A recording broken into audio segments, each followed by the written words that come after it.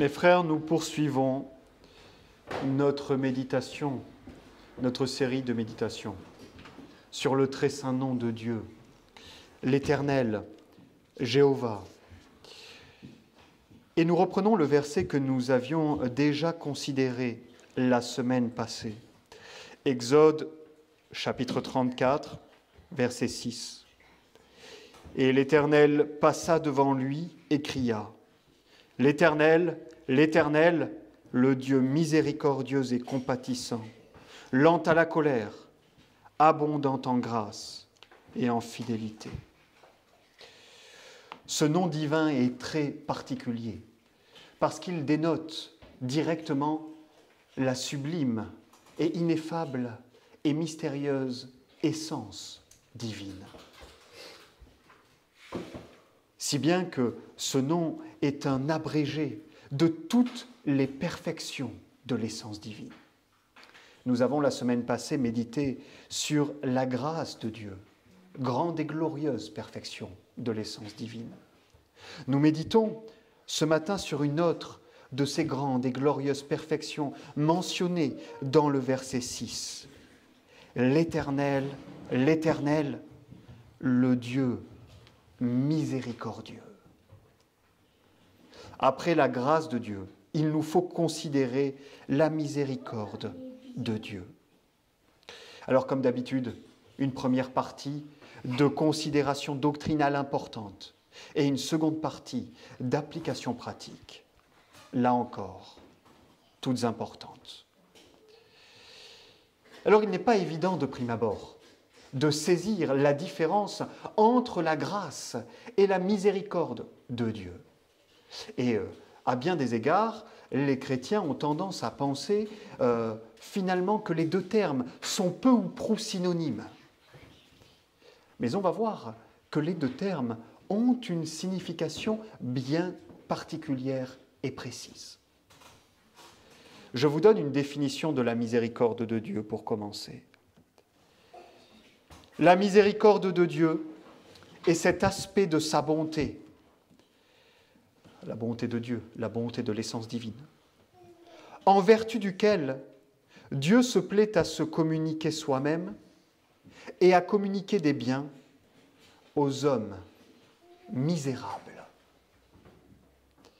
Alors, je vais répéter une fois cette définition pour ceux qui notent. La miséricorde de Dieu est cet aspect de sa bonté, en vertu duquel Dieu se plaît à se communiquer lui-même et à communiquer des biens aux hommes misérables. Alors vous aurez noté qu'il y a bien sûr une grande ressemblance entre cette définition et celle de la grâce. La miséricorde, tout comme la grâce, c'est un aspect de la bonté de Dieu.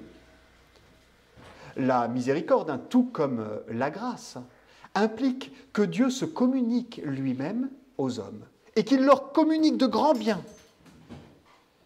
Mais si la grâce répondait au péché, la miséricorde, elle, répond à la misère de l'homme. Si la grâce répondait au péché, la miséricorde répond à la misère. Vous vous souvenez de ce qu'enseigne la Sainte Écriture et de la manière dont cela est résumé dans notre catéchisme. La chute a plongé l'homme dans un état de péché et de misère. De péché et de misère. La grâce est le remède au péché. La miséricorde est le remède à la misère. Bien sûr, il s'agit toujours là de la bonté de Dieu, distinguée par ses objets et par ses effets. La grâce, c'est la bonté de Dieu, distinguée par ses objets, les hommes pécheurs. La miséricorde, c'est la bonté de Dieu, distinguée par ses objets, les hommes considérés non plus comme pécheurs, mais comme misérables. Voyez. Je vous ai donné une définition de la miséricorde de Dieu. On va maintenant procéder à vérifier si la Sainte Écriture enseigne bien la miséricorde de Dieu, si elle enseigne bien que Dieu est miséricordieux. Et ensuite, je ferai quelques précisions quant au rapport qui existe entre la miséricorde de Dieu et la créature. La Bible enseigne-t-elle la miséricorde de Dieu? Qui pourrait en douter? Nous avons lu Exode chapitre 34, verset 6. Nous ne le relisons pas. Si vous voulez, un autre texte, par exemple, il y en a à foison, mais qui enseigne la miséricorde de Dieu de manière immédiate, directe, claire, sans nul doute. Vous avez le psaume 103 et le verset 8. L'Éternel est compatissant et miséricordieux, là encore, lent à la colère et abondante en grâce. Le psaume 136, quant à lui, en a même fait son refrain. Vous vous souvenez du refrain du psaume 136, « Car sa miséricorde dure éternellement ». Car sa miséricorde dure éternellement. Alors l'Écriture sainte enseigne évidemment la bonté, la miséricorde de Dieu directement, explicitement. Elle l'enseigne aussi symboliquement, par exemple dans l'Évangile selon saint Luc, au chapitre 1 et au verset 78, qui nous parle des entrailles de la miséricorde de notre Dieu, par lesquelles le soleil levant nous a visités d'en haut pour éclairer ceux qui sont assis dans les ténèbres, etc. Et les entrailles de miséricorde de Dieu. Les entrailles, c'est un symbole pour parler de la profonde miséricorde de Dieu envers son peuple. Les entrailles de la miséricorde. Comme dans les hommes, la miséricorde semble être située dans les entrailles. Elle nous prend au plus profond de nous lorsque nous avons de la peine, de la pitié, de la miséricorde pour quelqu'un qui se trouve dans la misère. L'Écriture sainte enseigne donc explicitement, symboliquement, la miséricorde de Dieu. Elle l'enseigne également effectivement dans le sens de ses effets. 2 Corinthiens chapitre 1, verset 3, « Béni soit Dieu, le Père de notre Seigneur Jésus-Christ, le Père des miséricordes. » Il est le Père des miséricordes. Celui qui nous accorde toutes les miséricordes. Celui dont les effets dans nos vies sont miséricordes. Voyez. Nous avons vu une définition de ce qu'est la miséricorde. Nous avons vu que l'enseignement biblique était incontestable, d'ailleurs il est incontesté. Dieu est bien un être miséricordieux. La miséricorde est bien une des perfections de son essence.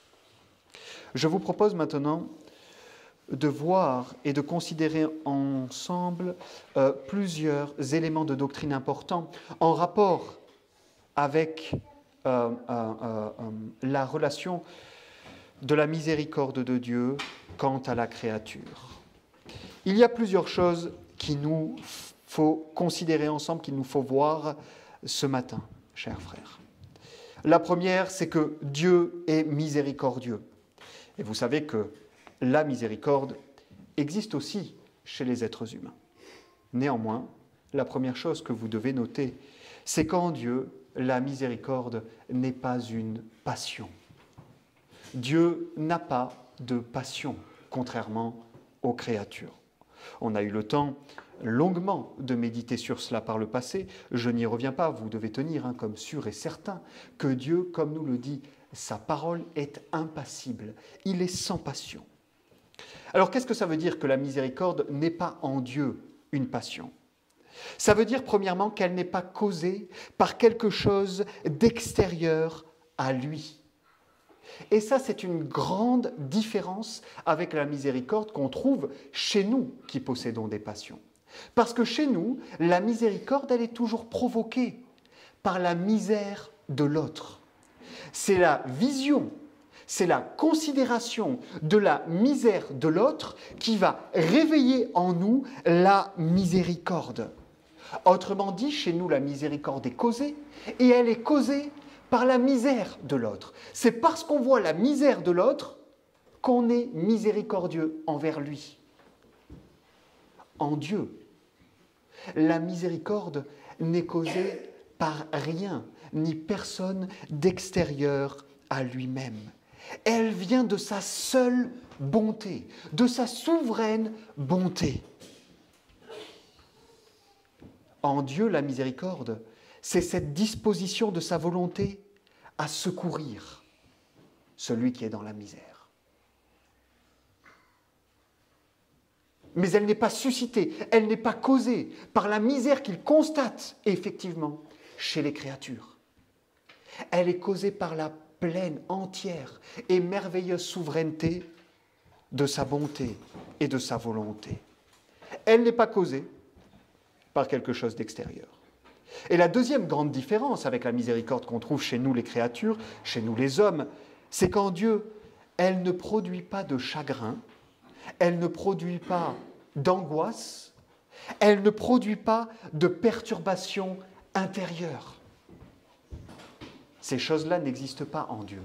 En Dieu, vous n'avez pas de chagrin, en Dieu, vous n'avez pas d'angoisse, en Dieu, vous n'avez pas de perturbation intérieure. Mais ces choses-là se trouvent chez nous. Et elles se trouvent particulièrement rattachées à la miséricorde. Lorsque nous voyons l'état misérable de quelqu'un, cela nous suscite du chagrin, cela nous tourmente intérieurement, cela crée en nous une forme d'angoisse qui nous pousse précisément à agir pour secourir celui qui est misérable. Dieu secourt le misérable, mais cela ne produit en lui aucune perturbation intérieure. Donc, la première chose qu'il vous fallait noter, le rapport entre la miséricorde de Dieu et la créature, c'est que oui, Dieu a miséricorde de ses créatures, mais cette miséricorde n'est pas en Dieu une passion. Deuxièmement, vous devez noter qu'en Dieu, la miséricorde est libre. La miséricorde est libre. C'est la raison pour laquelle nous avons lu l'Épître aux Romains, le chapitre 9, et en particulier le verset 18. « J'aurai miséricorde. De qui j'aurai miséricorde ?» La miséricorde en Dieu est libre. Autrement dit, elle n'est pas un dû. Le fait qu'il existe des créatures misérables n'implique pas que la miséricorde de Dieu leur soit un dû. Dieu est libre d'exercer sa miséricorde ou non. Et il est libre d'exercer différents degrés de miséricorde selon sa volonté. La miséricorde n'est miséricorde que parce qu'elle est libre. Si elle n'est pas libre, elle n'est plus fondamentalement miséricorde. Alors vous voyez, Dieu est libre de l'exercer. Et Dieu est libre de l'exercer à des degrés différents. En Dieu, la miséricorde est libre. Troisième considération. J'en reviens au fait, et ça c'est quelque chose d'important à nouveau, j'en reviens au fait que la grâce répond donc au péché, la miséricorde répond à la misère. Alors on pourrait se poser la question, oui mais s'il n'y avait pas eu de péché dans le monde, s'il n'y avait pas eu de misère, Dieu aurait-il été un Dieu de grâce et Dieu aurait-il été miséricordieux? C'est une bonne question, non? Si la grâce répond au péché et que la miséricorde répond à la misère, quid s'il n'y a ni péché ni misère? Évidemment, mes frères, vous savez, Dieu est immuable. Dieu ne change pas et il n'est pas capable de changement. Eh bien, même sans la chute, Dieu aurait été un Dieu de grâce et un Dieu miséricordieux. Autrement dit, de toute éternité, Dieu est un Dieu de grâce et de miséricorde, même sans considération aucune de la chute, du péché et de la misère de ses créatures, avant même que des créatures fussent et qu'elles ne fussent pécamineuses et misérables, Dieu était un Dieu de grâce et de miséricorde. C'est ce qu'il est. Dieu est miséricordieux, Dieu est gracieux, dans ce sens qu'il est un Dieu de grâce. Il était cela avant la création, il est cela à partir du moment où le monde est créé, il continue de l'être, bien sûr quand il chute. Néanmoins, pour l'exercice de sa miséricorde dans le monde créé, ou l'exercice de sa grâce dans le monde créé, évidemment, le péché et la misère sont requis. Mais alors là, les docteurs font une précision qui est très importante. Là, le péché ou la misère sont requis pour l'exercice de la miséricorde ou de la grâce de Dieu, comme des conditions ou des qualités, si vous préférez, mais pas comme des causes. Dieu n'a pas de cause, sa miséricorde, sa grâce ne sont causées par rien ni par personne. Seulement, effectivement, pour qu'il y ait un exercice de cette grâce et de cette miséricorde dans le monde créé, eh bien, il faut le péché et la misère. C'est une condition, une qualité nécessaire pour que Dieu exerce dans le monde créé sa grâce et sa miséricorde. Mais vous avez la même chose avec toutes les autres perfections de Dieu qui ont une influence directe sur le monde créé. Par exemple, la bonté de Dieu ou la sagesse de Dieu. Pour qu'elle s'exerce dans le monde créé, bien, il faut que vous ayez une création. Dieu ne peut pas exercer sur des créatures sa bonté et sa sagesse s'il n'a pas d'abord créé ces créatures. Voyez ? Est-ce que ça veut dire que les créatures sont la cause de la bonté et de la sagesse de Dieu ? Non.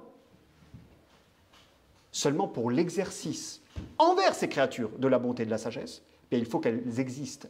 C'est une condition préalable nécessaire. C'est la même chose pour la miséricorde et pour la grâce. Elles sont en Dieu de toute éternité.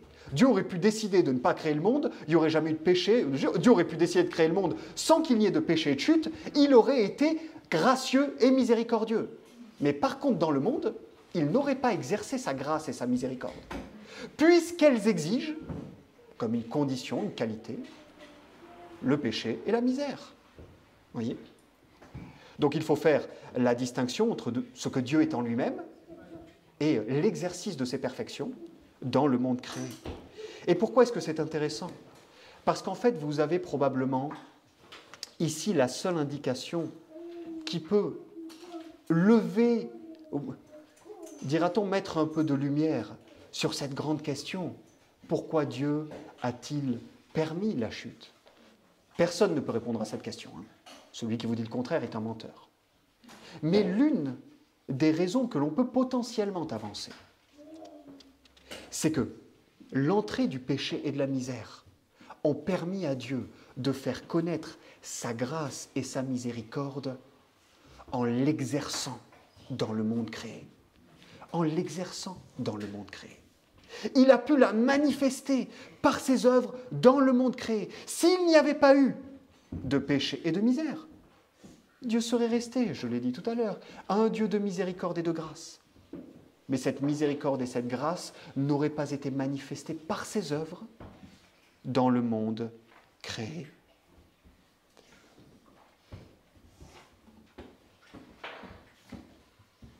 Le péché et la misère comme condition, qualité, et non bien sûr comme cause de la miséricorde et de la grâce dans leur exercice. Enfin, quatrième considération doctrinale ce matin, mes frères. Il nous faut distinguer entre ce qu'on appelle la miséricorde générale de Dieu et la miséricorde spéciale de Dieu. Qu'est-ce que la miséricorde générale de Dieu ? C'est cet aspect de sa miséricorde par lequel il secourt toutes les créatures qui, dans ce bas monde, sont assujetties à la misère. Pas les hommes seulement, pas les croyants seulement, mais toutes les créatures. Le psaume 136, au verset 25, nous dit « Qui donne de la nourriture à toute chair, car sa miséricorde dure à toujours. » Vous voyez, Dieu est celui qui va donner de la nourriture à tous, parce que sa miséricorde est glorieuse. Les choses de cette vie, les choses temporelles et séculaires qui sont bonnes, qui servent à soulager notre misère, elles viennent de la providence de Dieu, elles viennent de sa miséricordieuse providence. Voyez ? Donc il y a un exercice de la miséricorde de Dieu qui s'étend à toutes les créatures, aux hommes comme aux bêtes, à tout ce qui souffre en ce bas monde. Et il y a un aspect spécial de la miséricorde de Dieu qui, lui, n'est réservé qu'aux seuls élus. Cette miséricorde est par le Christ. C'est ceux dont Paul parle au chapitre 9 de l'Épître aux Romains en nous disant qu'ils sont des vases de miséricorde. Ici, il s'agit de la miséricorde spéciale, du salut et de la vie éternelle qui nous viennent par Jésus-Christ. Voyez ? Donc si la miséricorde générale est occupée à donner aux hommes ce qui est prompt à soulager leur misère, mais des choses temporelles, séculières, des choses de cette vie, la miséricorde spéciale, elle, vient soulager la misère spirituelle et éternelle des hommes. Elle vient leur accorder le Christ et tous ses bienfaits. Je conclus ainsi. Donc, la première partie, la partie doctrinale de notre méditation ce matin. Et nous passons sans plus tarder aux applications pratiques. La miséricorde de Dieu, considération pratique. La première chose, mes frères, que je voudrais vous amener à considérer, c'est à quel point nous pouvons être heureux d'être misérables. Heureux les misérables. On pourrait d'ailleurs paraphraser ainsi les béatitudes dans le Sermon sur la montagne. Heureux les misérables. 1 Samuel chapitre 2, versets 7 et 8, « L'Éternel appauvrit et enrichit, il abaisse et il élève. Il relève le pauvre de la poussière. Il tire l'indigent du fumier pour le faire asseoir avec les princes. Il leur donne en héritage un trône de gloire, car les colonnes de la terre sont à l'Éternel, et il a posé le monde sur elles. » Heureux les misérables. Pourquoi ? Parce qu'ils ont part à la glorieuse miséricorde de Dieu. Et figurez-vous que la miséricorde de Dieu n'a rien à voir avec la miséricorde des créatures. Et pourtant, la miséricorde des créatures est une bonne chose. Si vous vous êtes trouvé dans la misère et que quelqu'un fait preuve de miséricorde envers vous, vous savez que la miséricorde des créatures est une bonne chose et combien elle est utile. Mais notez ces différences.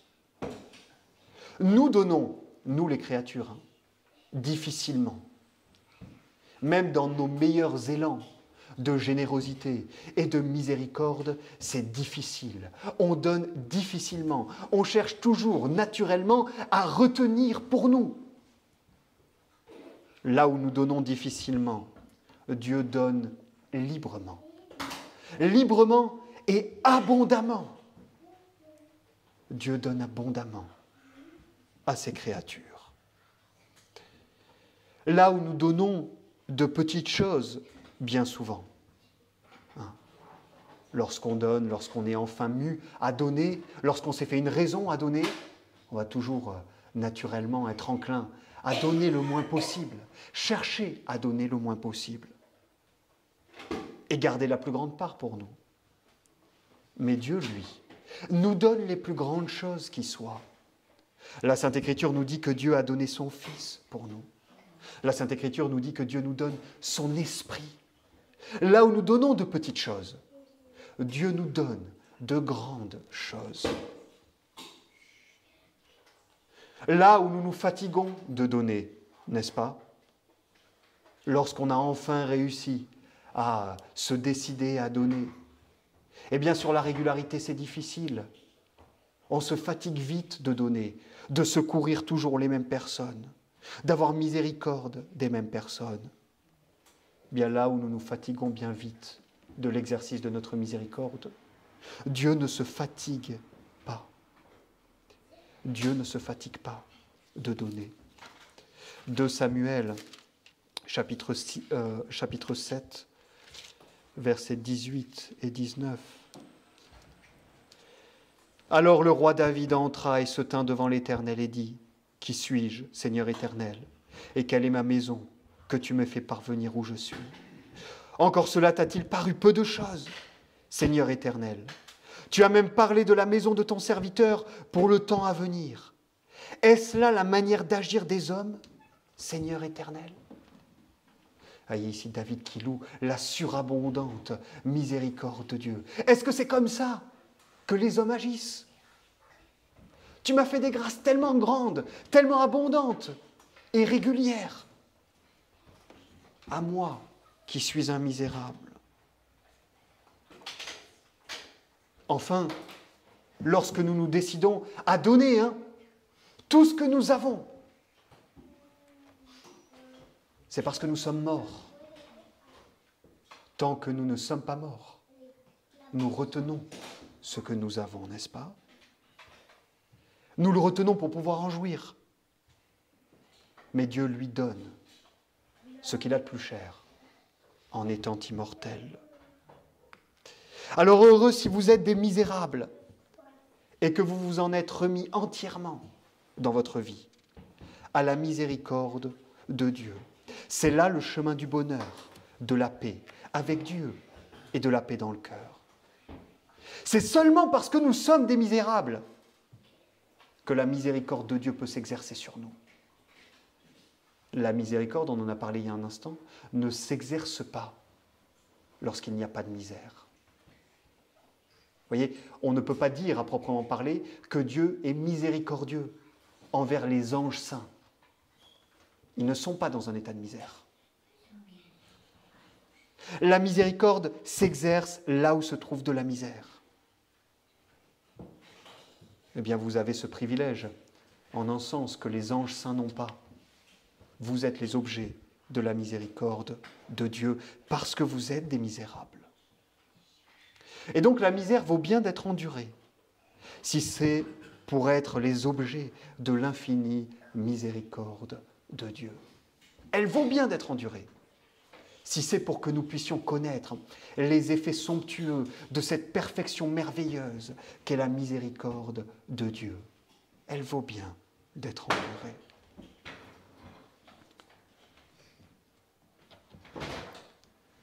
Deuxième application, mes frères, je vous invite, en nous appuyant sur le texte de Matthieu au chapitre 5, les Béatitudes, le verset 7, je vous invite à imiter Dieu en étant miséricordieux. Matthieu 5, 7. Heureux les miséricordieux, car ils obtiendront miséricorde. Soyez miséricordieux, mes frères. Je vous exhorte à la miséricorde. Si vous avez connu réellement la miséricorde de Dieu pour vous, alors vous serez miséricordieux avec les autres. Vous serez nécessairement miséricordieux avec les autres.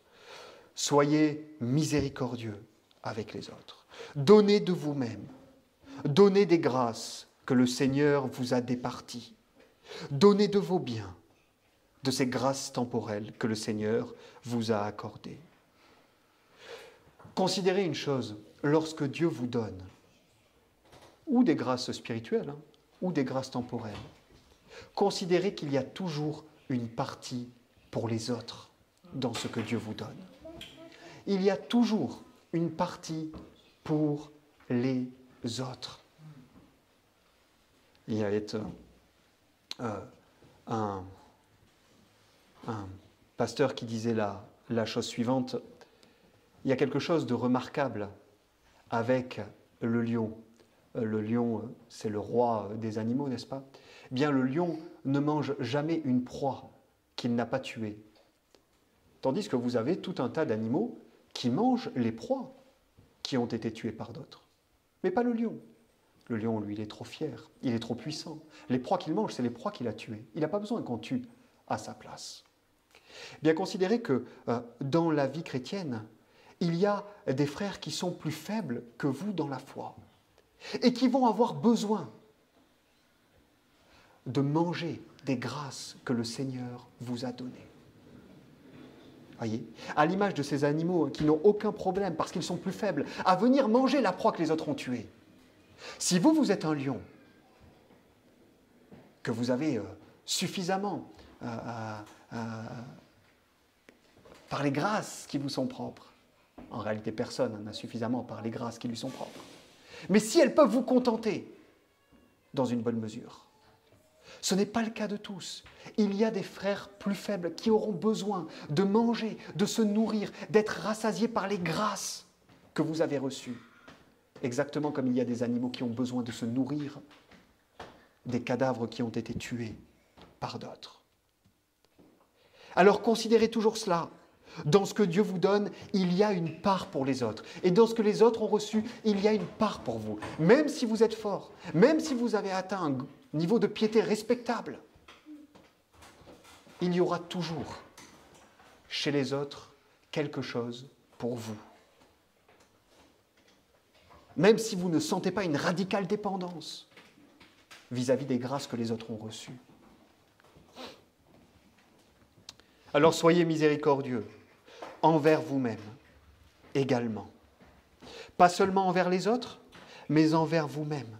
Prenez soin de vous. Qu'est-ce que ça veut dire être miséricordieux avec soi? Ça veut dire tout faire, ou faire ce qui est nécessaire, dis-je plutôt, pour ne pas alourdir l'état de misère dans lequel nous nous trouvons. N'exagérez pas avec le travail. Ne travaillons pas au point où cela devient néfaste pour nous. C'est manquer de miséricorde envers soi. Il y a des âmes qui se réduisent à l'esclavage elles-mêmes par le travail. N'exagérez pas non plus avec les loisirs. C'est exactement la même chose. Que ces loisirs ne viennent pas empirer la misère dans laquelle vous vous trouvez. Le travail et les loisirs doivent soulager votre misère, pas l'aggraver. Épargnez-vous le péché, si vous voulez, et ça c'est la règle maîtresse, si vous voulez ne pas aggraver la misère de votre situation, épargnez-vous les affres et les souffrances que cause le péché. Détournez-vous de votre péché. Observez le sabbat, véritablement comme un jour de repos, bon pour votre corps et bon pour votre âme. Soyez diligents avec les moyens de grâce. Tout comme vous devez veiller à donner à votre corps ce qui est bon et suffisant pour qu'il ait des forces, vous devez veiller à donner à votre âme le nécessaire pour que votre âme ait des forces. Les moyens de grâce sont la nourriture de votre âme.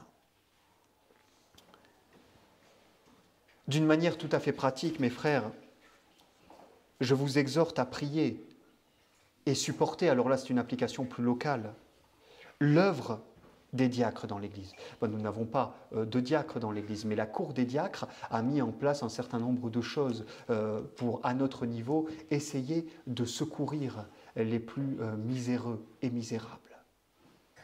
Supporter les œuvres diaconales dans l'Église, qui visent à relever les misérables. On appelle parfois le ministère du diacre le ministère de la miséricorde. C'est celui qui a les clés de la miséricorde. Eh bien, priez, supportez les maraudes, n'est-ce pas, qui sont faites. Supportez par vos prières cette œuvre.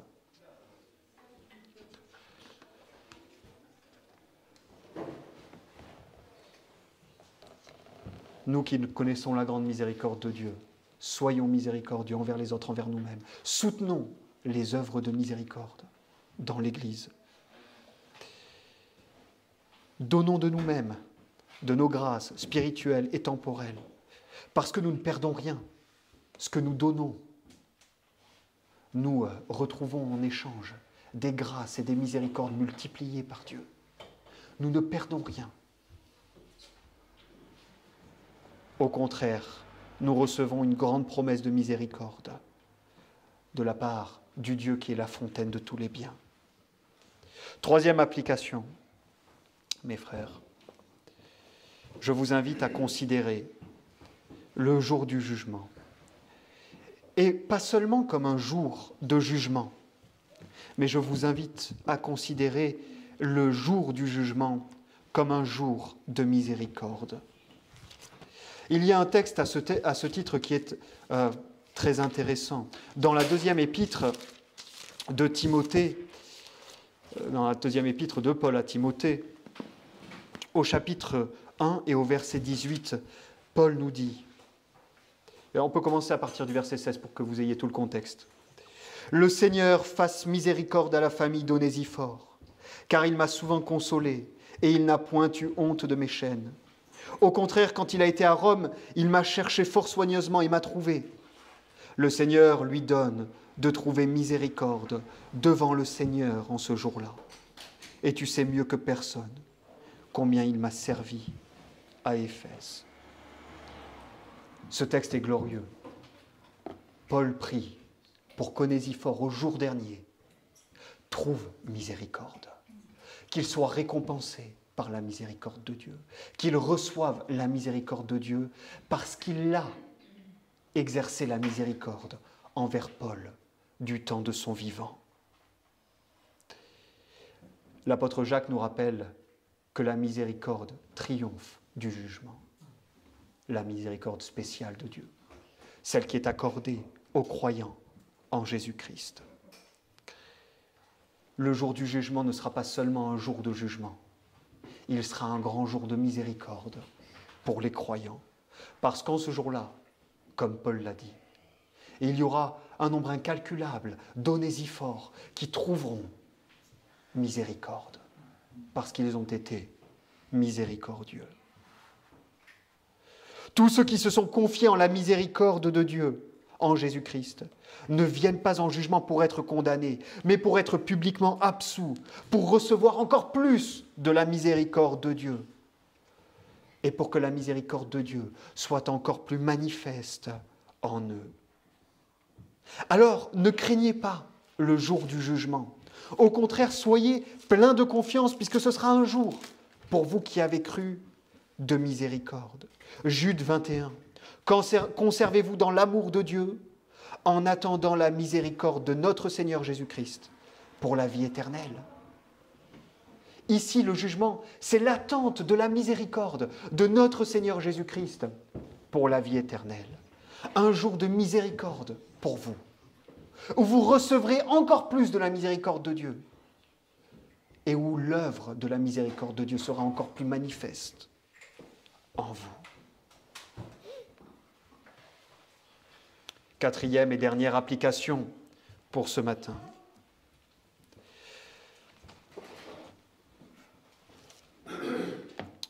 En utilisant et en nous basant exactement sur le même verset que celui que je viens de lire, de Timothée chapitre 1, verset 18, je vous exhorte à désirer la miséricorde de Dieu pour vos proches, tout comme Paul désirait la miséricorde de Dieu pour Onésifore. Tout comme Paul disait lui-même qu'il aurait souhaité être anathème pour que la miséricorde de Dieu parvienne à ceux de sa nation. Qu'ils soient croyants ou non, désirez la miséricorde de Dieu pour vos proches et priez pour cela. Nous devons nous rendre compte d'une chose, c'est que nos proches n'ont pas principalement besoin de notre miséricorde. Ils n'ont pas besoin de la miséricorde que pourraient leur donner les anges. Ils ont besoin de la miséricorde de Dieu. Eux et leurs familles. Regardez la prière de Paul. Le Seigneur fasse miséricorde à la famille d'Onésifore, car il m'a souvent consolé. C'est lui qui m'a consolé. Mais ma prière, c'est que lui et toute sa famille connaissent la miséricorde de Dieu. Alors employez-vous à cela. Comment faire ? Premièrement, par la prière. Priez pour que Dieu leur fasse miséricorde. Et ensuite, parlez-leur. Parlez-leur de la miséricorde de Dieu. Mais avant de leur parler de la miséricorde de Dieu, parlez-leur de la justice de Dieu. Parlez-leur du besoin d'avoir cette justice satisfaite pour rentrer au ciel et pour goûter la miséricorde de Dieu. Parlez-leur de ce sublime mariage qu'il y a dans le salut du Christ, entre la justice la plus exacte de Dieu et sa miséricorde la plus abondante. Dieu ne renonce ni à l'un ni à l'autre. Parlez-leur de leur condamnation, mais du Fils éternel de Dieu qui est venu dans le monde pour relever de la misère tous ceux qui viennent à lui. Parlez-leur du Christ, qui a satisfait à la justice de Dieu, pour que Dieu puisse avoir miséricorde de tous ceux qui croient dans ce même Christ. Vos proches ont besoin de la miséricorde de Dieu. Que le Seigneur nous accorde sa grâce et nous nous levons pour prier.